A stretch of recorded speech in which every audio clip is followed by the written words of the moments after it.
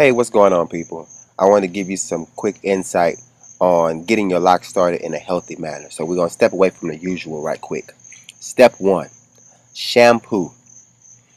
Oh my God, this is a big deal, and I want people to understand when I say you need to wash your hair, you need to wash your hair. I'm going to say it one more time. You need to wash your hair. It is very vital on any level of hairstyling and hair processing. Wash your freaking scalp. Clean it off as you would do your behind on a daily basis. It is, I can't express that enough, my people. So, the first shampoo we start off with is your organic cleanse. Now, what I like about the organic cleanse is that it is the first shampoo that I have found to offer a healthy, clarified shampoo without all the harsh fallbacks and side effects that we can have with some of the other things that we use. Now, with this shampoo, everyone gets two shampoos just to make sure that the hair is cleansed properly. A lot of people have went through a lot of motions, especially at this point of going natural or transitioning to natural or having natural for a long period of time. They still are in an experimental mode, trying to find all of those little things, or little niche and things that are going to work for them.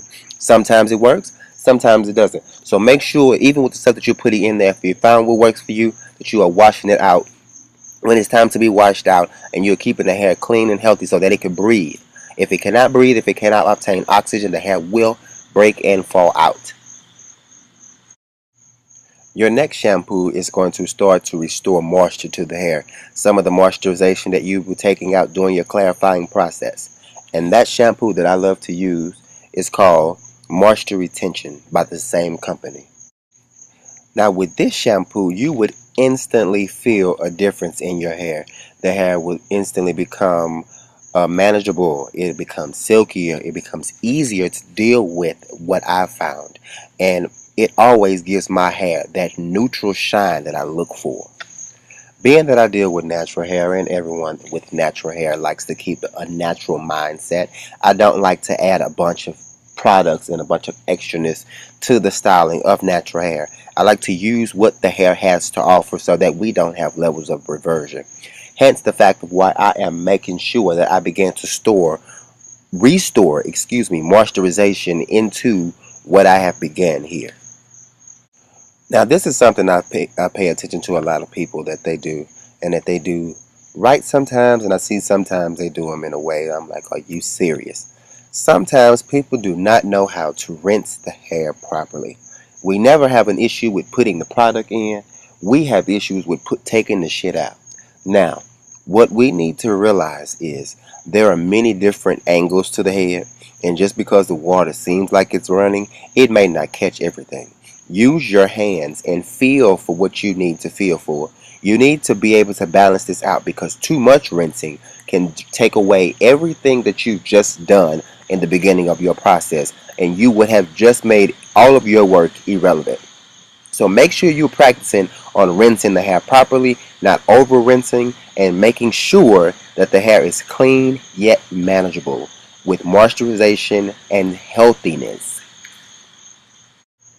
This is my favorite part of the whole process, conditioning that hair. I've got, oh my God, this conditioner, I call it Harry Potter's creamy crack, because I have seen this stuff work miracles. My miracles, I'm not trying to be proper, I said miracles, because this stuff has pulled a rabbit out of some tails in some times that I have used it. It is called stimulations. And my God, Jesus, it stimulates. Oh, this stuff right here, I put this stuff in my head, y'all, and it just frees me. I call it God in a jar. I just don't understand it. It feels so good. It actually really stimulates, and it makes that hair feel so awesome. Did you just hear me get in my feelings about stimulation? Well, anyway, it feels good, it works good, and every time I start locks, I make sure that I healthily, deeply condition the scalp and the hair before we start this process, because we want to get started on the good foot to make things happen. I don't have time for you coming back down the line talking about this stuff we done started to make your hair fall out. It's got all these other things going. You're using Monistat 7 because you think you got fungus in your head and all other kind of retarded crap. I don't want to hear that. I'm not going to accept it. I'm not going to go for it. I'm definitely not going to buy it. Now, sister girl, it's time for you to hit that dryer so that heat can help penetrate some things, get inside of some things, move around in some things, and do some things. Thank you. What you doing? Huh? You just fading it out? Yeah. You gonna let it stay like that? You don't know? So how long you been going this up here? Why you been cutting this down here? You don't want to sit down. What you cutting back here for? I'm gonna whoop you. First start to this process, you saw we were shampooing and everything, getting that started, getting that going. And now I'm going to start her with a medium-sized lock. And on this one, we're going to make sure that we associate part to hair ratio. So when her locks to be medium, although she has a tight curl pattern, we still use bigger diamond size, or dime size, however you want to call it, than normal. If it's going to be smaller, you'll go in on a smaller level, get you a smaller piece, and you can tell that this is going to be a smaller lock because of that base. That base isn't as big as that one.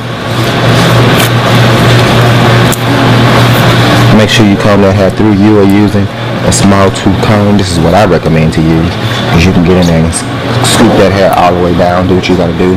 For those that are using rat tails, to each his own. Bless your heart if you got time to be playing and manipulating that thing with it. Some of y'all also are using clips when you first start this. I don't use clips. I don't feel like clips are necessary, because I can get in here and smash dash without a clip being all in my damn way. I hold the hair at the boot just to make sure I'm not hurting her. Although, you don't tend to hit it on you. She said not at all. Bless your heart.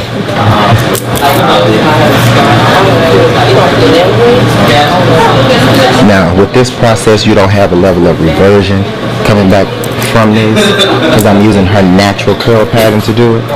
Now, she got that lock ready curl pattern, which means as soon as she comes from under the dryer, she's a done deal. She's going to have to come back every 3 weeks, though, to keep this maintained, to keep it right and keep it healthy. But at the same time, she won't have to worry about much of nothing but her new growth. You sweat a lot? Sort of. Sort of? Yeah. Okay. With that sweat, it's a possibility of her becoming Puff the Magic Dragon. But that's going to help her along the way. She's going to lock very easily. The sweat's going to get in there and start drying things out. You shed 100 hairs a day, so those shedded hairs are also going to help you do some things. Now, let me tell you about this lock and curl. That's the only thing I'm spraying on here. Lock and curl allows the hair to tangle quicker than the greasy, oily putties and everything else that you would put in your hair. The lock and curl just gets in there, allows the hair to be a little more manageable, trainable, and it brings out the integrity of the hair, which with our hair, we have a great deal of curl pattern in it. Whether you 4C, 4B, Jesus feet, whatever, I don't care about your damn curl pattern. As long as you understand that there's a curl pattern and it can be used to make this happen. I'm sliding through this very easily. I ain't speeding this video up. This is me working, and it really don't even take that much. Just the salt solution. You can't even see the spray on her hair. In a bunch of places you just see that she's glossy, looking like she put on all the lipstick in the world. That's about it. This really don't take that much. And when you come in, if you got this much hair, make sure either yourself or the person that's doing your hair combs your hair out first. Because if not, you can have some lock-in already at that shampoo bowl when you start your first shampoo. That first clarifying shampoo is a drying shampoo. It will dry your ass smooth out like Irish Spring in the middle of a hot shower in the summertime in Texas. Look at her. I know. You can't tell her shit.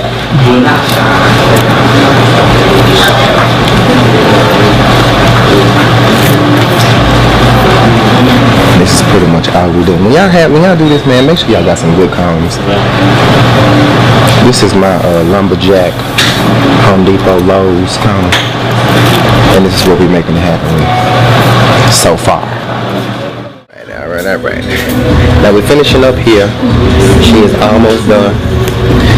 And I'm glad that I bought this kind of comb for her. If I'd had some of the other combs, baby, she would have disrespected the hell out of this comb. But that's alright. She got some good strong hair. And right now this lock and curl in the front of her face is disrespecting her eyebrows. But anyway, we're finishing up here. You can see that the parts are congruent. I don't use block parting or anything else. I like to use just regular cylinder, half cylinder parting so the hair can be full as possible. And if I just split it anywhere, she can get a part anywhere.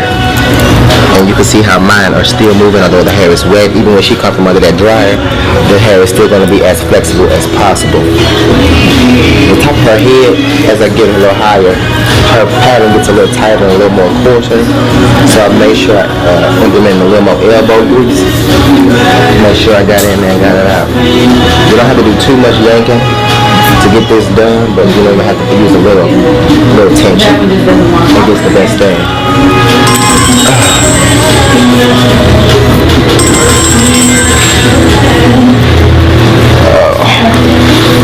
Did it hurt? Did it hurt? You can tell the truth. Between me and you and G, so I can tell about it.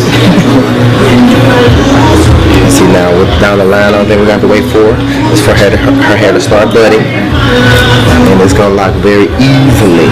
It's probably going to start locking about right here. And then as it locks, it's going to spread both ways.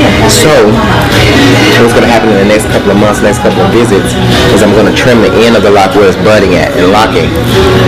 I'm not going to trim the lock. I'm not going to cut into it. For all you scissor happy folks, I'm just going to take it and lightly, moderately bump off those little raw curly ends that people see and feel like the hair is not locked yet. Okay? So now she's all locked up, making sure that the hair is twisted up, making sure the hair comes all the way straight back. I'm going to spray it one more time.